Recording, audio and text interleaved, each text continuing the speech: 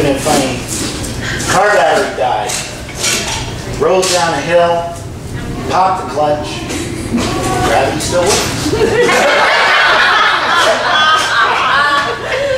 Streams rush, snow not in air, though on air. Loaves rush off shelves, fish follow selves.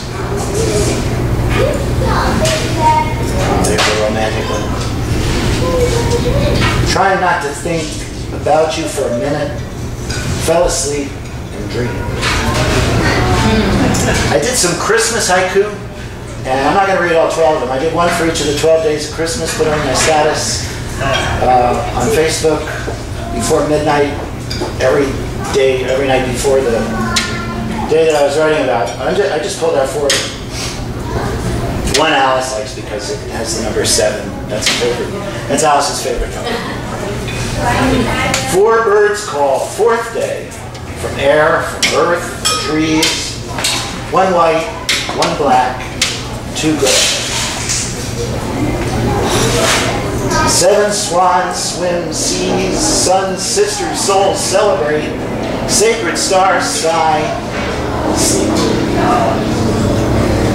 8 blessed maids milk love from clouds. Today's for the poor, the peacemakers. This day, 9 ladies bearing fruit, spirit dancing as the tall grass sings. I did a little research. Each one of those ties in with the traditional imagery of that particular day, I remember. I also write poems about the Beltline. Right off the Beltline. I wake up in the morning, I hear it buzzing out there, and I write, all right, well, this is a haiku. I-440 spins with the whir of a turbine in the distant breeze. And this is, anybody know the John Cage quote? I have nothing to say and I'm saying it. That was an ad-lib.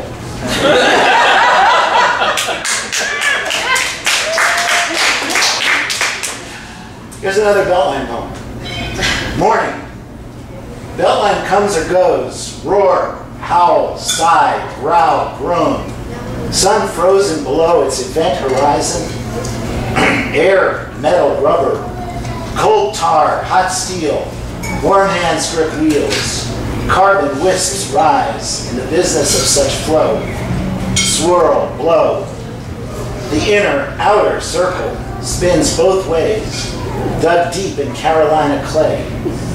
Tomorrow, the sun will rise again, and tomorrow, and tomorrow. Now, whether you know it or not, Alice read the poem Alice got the prize for recently. It was a domestic poem about the wash. And I mentioned that concept. One of my favorite poets, Robert Creeley, was called a domestic poet, which insulted him. A major critic called him, and he didn't like that poet. He admitted that he was a poet of the hearth, which was basically the same thing. Anyway, this is a domestic poem. And it's also about the washing machine. Life is clean. Ah, yes. What is life?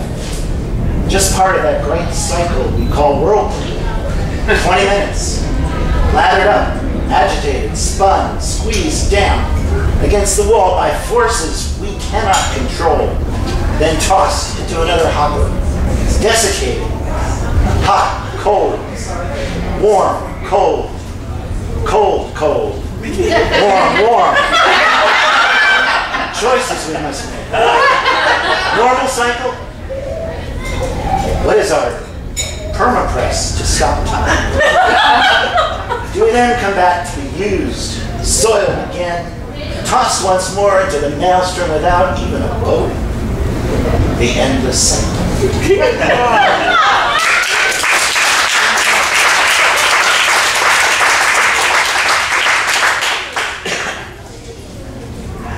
One of my favorite, probably maybe my favorite living poet is Dorianne Locks, who is now at State the last couple of years or so.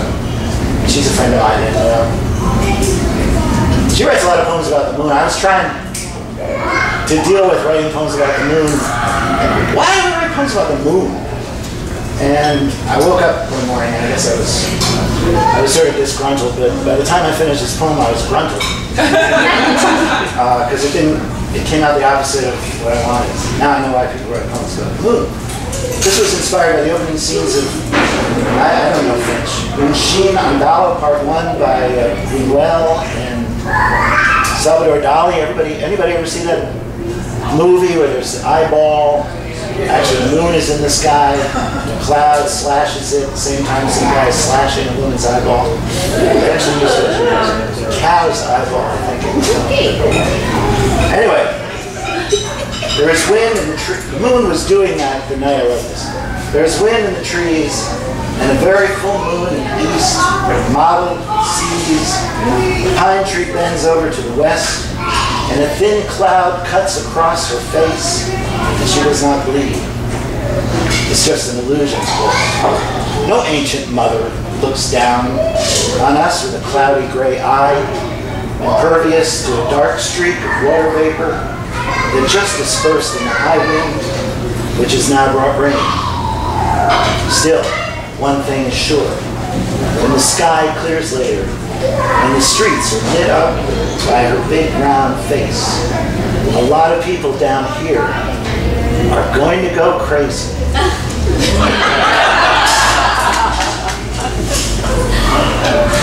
I also write poems about pretending to be about science. And this person was a final in the NC State Poetry Contest and was in the News and Observer. I didn't write. I got started writing about 3 years ago after a 30-year absence, and this was my first. I used to call this my one-hit wonder. Physics. I'm still frustrated by gravity, things falling down, but I'm okay with entropy now. And I'm okay with the arrow of time. If the arrow suddenly switched and it all headed country, galaxies, the universe, etc. And the shattered glass really did jump back from the floor, up on the counter, whole, I'd be perplexed. Liking the one change, maybe not the other. You can't have everything your way. I think I've been going long. I'm going to skip this little one here. This is called Relativity. I was challenged to write a poem about relativity. It took me a long, long time. And I couldn't. Wasn't coming up. I know what relativity is. It wasn't coming up with anything else. But then I was sitting at a car wash one day, one of those automatic car washes, you know, where you sit in the car. And all of a sudden it came to me, relativity. The 14th Dalai Lama and the 1st Albert Einstein say everything's related. Yet we feel no movement, no planetary rotation, no sense of ellipsis riding this rock around our star. Nowhere on Earth is the illusion of relative movement more profound than this self-serve car wash. Equipment going back and forth, pitching up and down, while I sit again childlike, feeling the car move when it's not. My gyroscope confused as easily as a moral compass.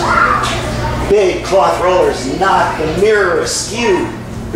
I see that twin who left on the spaceship in 1969 has returned, not aged in 40 Earth years.